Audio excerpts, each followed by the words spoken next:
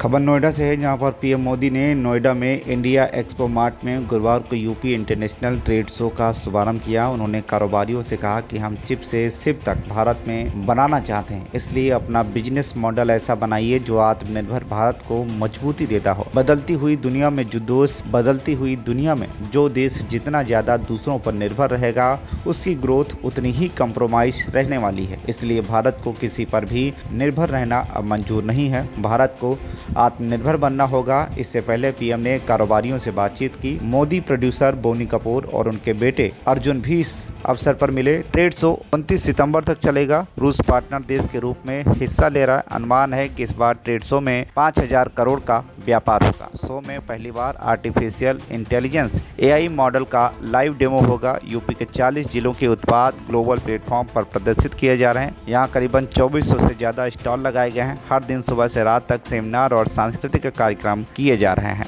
मुझे बताते हुए प्रसन्नता है कि आज उत्तर प्रदेश में 77 जीआई उत्पाद के साथ ही उत्तर प्रदेश देश का शीर्ष जीआई कैपिटल बना है।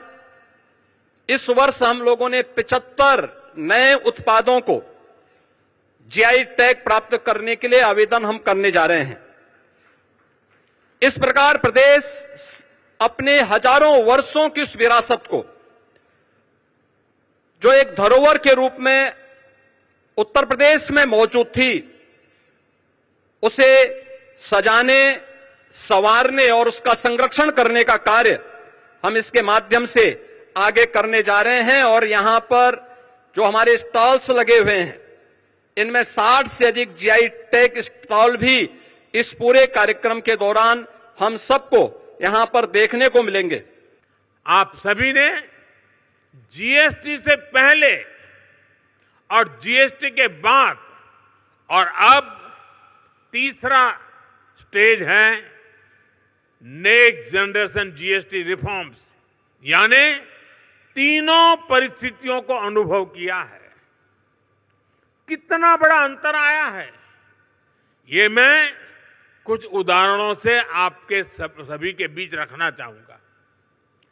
2014 से पहले, यानी आपने मुझे काम दिया उसके पहले की बात कर रहा हूं।